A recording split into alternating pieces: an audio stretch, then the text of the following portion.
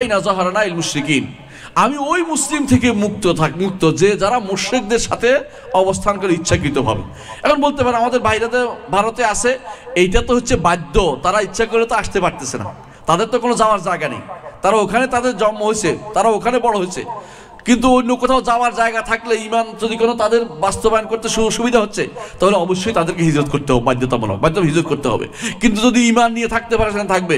কিন্তু যারা আমাদের সমাজ থেকে নিয়ে ইউরোপ আমেরিকাতে সন্তানদেরকে উন্নত জীবনের জন্য তাদেরকে সেখানে বসবাস করাতে নিয়ে গেছেন, তারা কিন্তু কুফরির ভাগ নিবেন। সন্তান যদি কাফের হয়ে যায়, সন্তান যদি কোনো অমুক চৌধুরী হয়ে যায়, যেটা আমরা বলেছি একটু আগে, আপনাদের মনে আছে, তাহলে কিন্তু আপনি সেটার পুরো ভাগ নিবেন, আপনি পুরো ভাগ নিবেন।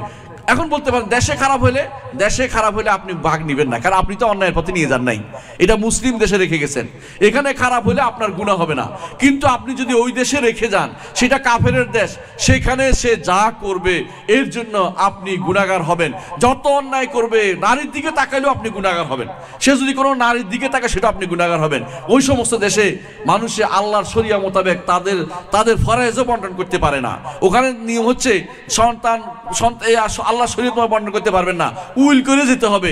উইল ইসলামের দৃষ্টিতে মৃত্যুর পরে হয়, মৃত্যুর পরে শুধুমাত্র ওয়ারিশের জন্য উইল হয় না, ওয়ারিশ নয় তাদের জন্য উইল হয়। ওদের উইল আমরা করতে পারি না, কারণ ওদের তো নাসারাদের উইল। আমাদের সম্পদ বন্টনের সুযোগ রাখা হয় নাই। সুতরাং যে কেউ নিজের সন্তানকে ওই সমস্ত দেখে রেখে আসবেন, তারা কিন্তু কুফরিতে লিপ্ত হলেন। এবং সন্তান যদি কাফের হয়ে যায়, দায়ভার আপনি বহন করতে হবে। আপনি কবরে গেলেও গুনাহে জারিয়া বন্ধ হবে না। আর একটা জিনিস মনে রাখবেন, এখন বলতে পারেন যে কে কাউ কি নিজের থেকে কিছু অ্যাকশন আছে কিনা, দাওয়াতের জন্য কেউ যেতে পারবে, আল্লাহর পথে দাওয়াতের জন্য। শর্ত হচ্ছে এটা, নাগরিকত্ব নিবে না, দাওয়াত দিয়ে আবার ফিরে চলে আসবে। মুসলিম দেশে চলে আসার জন্য তার মাথা থাকতে হবে যে আমি ওখানে দাওয়াতের জন্য গেছি। ওখানে যাইয়া বাড়িঘর কিনে সারা বছর পিছে দৌড়াচ্ছে, সুদের ইয়ার পিছনে, কিসের ঋণ পরিশোধের পিছনে দৌড়াচ্ছেন। অনবরত সুদ কিভাবে মুক্ত হতে পারবে, কারণ ওখানে গেলেই কোম্পানিরা আসে বলে তুই একটা বাড়ি কিন, বাড়ির পিছনে লাগাই দেয় আপনারা, বুঝছেন তো। এরপরে বাড়িটা কিনছেন, আপনি এবার পাগল হয়ে গেছেন, বাড়ির ঋণ বাড়ির টাকা দিতে দিতে আপনি শেষ, বাড়ি কিন্তু টাকা শেষ হয় না। তো এইরকম এই অন্যায় যারা ঢুকছেন, মনে করেন গুনার ভিতরে পড়ছেন, মনে রাখবেন আপনি সন্তানকে বিপদে ফেলে দিয়েছেন। সুতরাং মনে রাখবেন, কাফের দেশে দাওয়াতের চিন্তা ব্যতীত কেউ যেতে পারবে না। আর কেউ যদি যাবে যে আমার খাবার নাই, চলতে পারতেছি না, মুসলিম দেশে গেলেও সেখানে চলে আসতে হবে। ঈমান হারা হলে যাওয়া যাবে না, ঈমান রাখিয়ে যদি যাওয়া যায় সেখানে যেতে পারবে।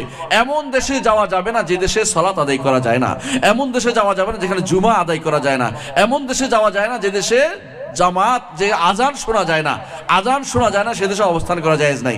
ঈমানদার সেখানে শুধুমাত্র দাওয়াতের কাজে, অথবা যদি কোনো রাষ্ট্রীয় কোনো দায়িত্ব পালনের জন্য যাবে সেটা যাবে, অথবা ব্যবসার কোনো কাজে যাবে, কিন্তু সাথে সাথে চলে আসতে হবে। ওখানে অবস্থান করা তার জন্য বৈধ নয়। আমাদের সন্তানদেরকে নষ্ট না করি, ভবিষ্যৎ প্রজন্মকে নষ্ট না করি। আপনার সন্তান যেন কাফের ইহুদি না হয়ে যায়, আপনার সন্তান নাসারা না হয়ে যায়। আল্লাহর কাছে আপনি কি জবাব দিবেন এখনই চিন্তা করে দেখুন। আল্লাহ আমাদেরকে বুঝার তৌফিক দান করুন।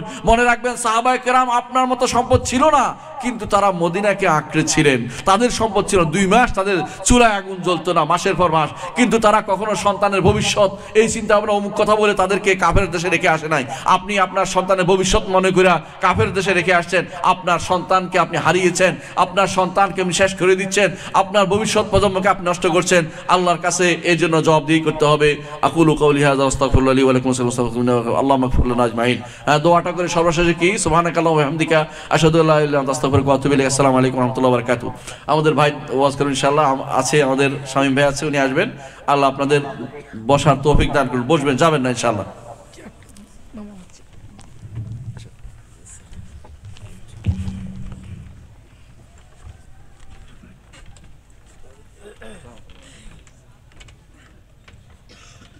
আলহামদুলিল্লাহ, এতক্ষণ পর্যন্ত আমরা স্যারের কাছ থেকে অনেক গুরুত্বপূর্ণ ও তথ্যবহুল আলোচনা শুনলাম। আজকে আমাদের ইসলামী সম্মেলনের সর্বশেষ আলোচক এখন আমাদের সামনে আলোচনা পেশ করবেন বিশিষ্ট ইসলামী চিন্তাবিদ, আন্তর্জাতিক খ্যাতিসম্পন্ন বক্তা শেখ শামীম আখতার হাক্কানী, মুর্শিদাবাদ, ভারত। আমি মুহতারামকে তার আলোচনা পেশ করার জন্য বিশেষভাবে অনুরোধ করছি।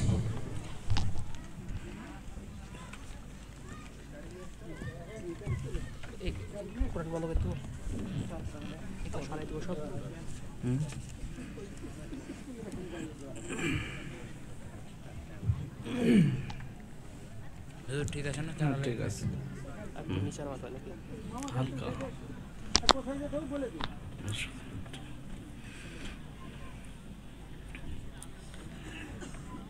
আসসালামু আলাইকুম ওয়া রাহমাতুল্লাহি ওয়া বারাকাতুহু।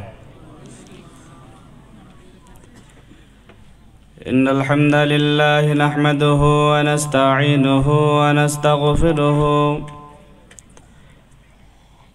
ওয়া নাউযু বিল্লাহি মিন শুরুরি আনফুসিনা ওয়া মিন সাইয়্যাতি আ'মালিনা। من يهدي الله فلا مضل له ومن يضلله فلا هادي له ونشهد أن لا إله إلا الله وحده لا شريك له ونشهد أن سيدنا وسندنا ونبينا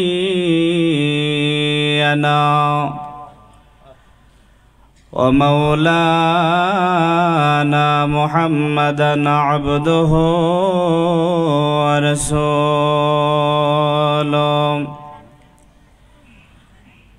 أما بعد فإن خير الحديث